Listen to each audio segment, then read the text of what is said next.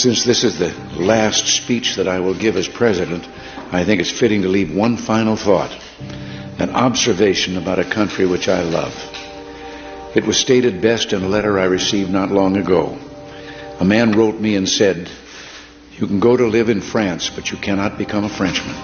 You can go to live in Germany or Turkey or Japan, but you cannot become a German, a Turk, or Japanese. But anyone from any corner of the earth can come to live in America and become an American."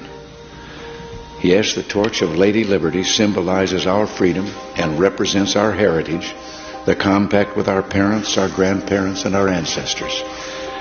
It is that lady who gives us our great and special place in the world.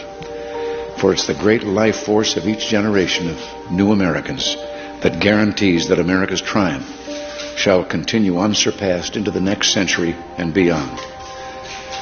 Other countries may seek to compete with us, but in one vital area, as a beacon of freedom and opportunity that draws the people of the world, no country on earth comes close.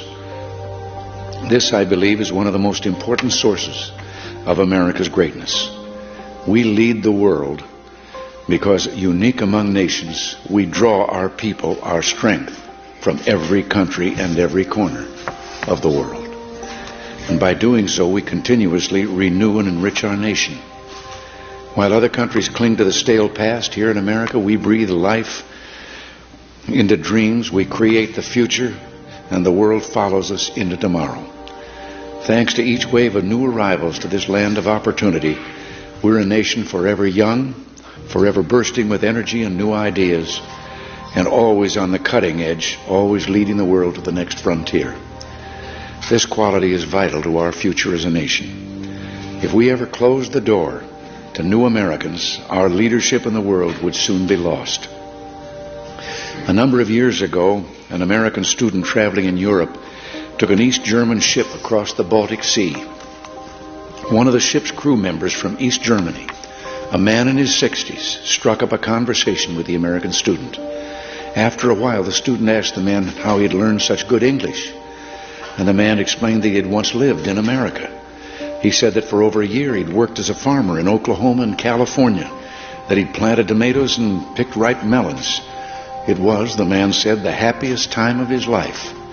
Well, the student, who'd seen the awful conditions behind the Iron Curtain, blurted out the question, "Well, why did you ever leave?"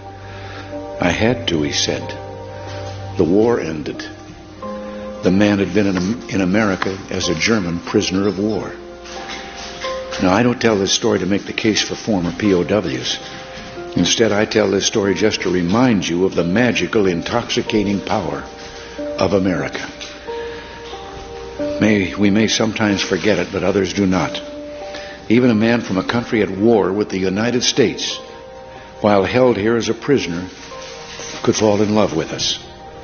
Those who become American citizens love this country even more. And that's why the Statue of Liberty lifts her lamp to welcome them to the golden door.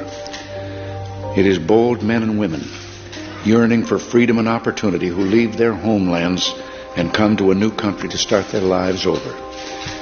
They believe in the American dream, and over they make it come true for themselves, for their children, and for others. They give more than they receive, they labor and succeed, and often they are entrepreneurs.